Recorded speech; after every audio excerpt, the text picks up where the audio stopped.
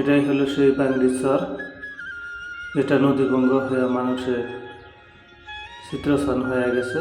এখন অল্প কিছু বাড়ি আছে, দেখেন আপনারা সবাই। ভোরবেলা যার যার মতো কাজে কাটাইছে।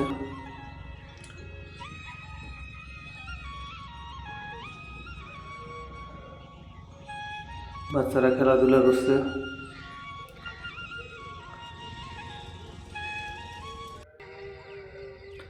এই সেই ব্রহ্মপুত্র নদী, যেটা বাংলিচর, মালিরালগা, পোকরাডাঙ্গা, বড়াইরালগা, ল্যাংটাচর, কালীরালগা, শিশুমারা সমস্ত এরিয়ায় ব্রহ্মপুত্র নদী ভেঙে গেছে।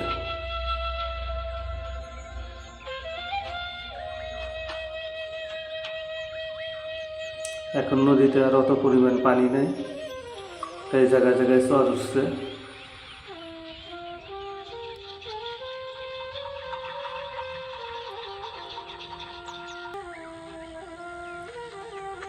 সকালবেলা যার যার কর্মে ব্যস্ত।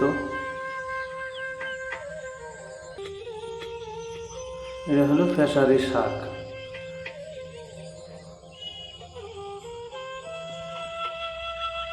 কালাই শাকগুলোও করে মানুষের শাক কাটাইছে, বাজারে নিয়ে যা বেচব।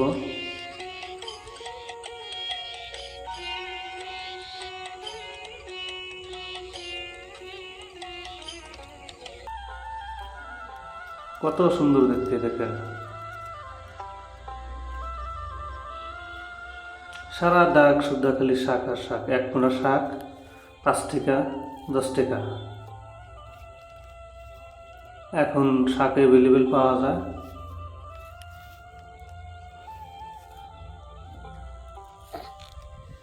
তো খেতালাক জিজ্ঞেস করলাম যে আপনারা আগেই কাটাইছেন, এগুলা কালাই ধরবো না? বললো কালাই ধরা চায়, শাক বেচা অনেক লাভ।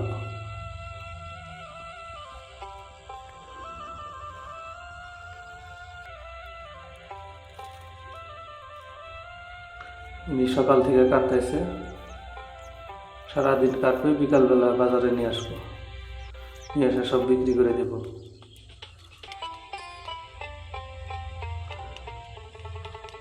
একজন মানুষ নিজের কর্মস্থানে যাচ্ছে।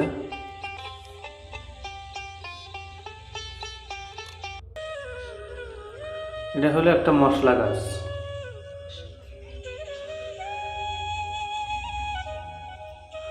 সবজির মধ্যে দেয়।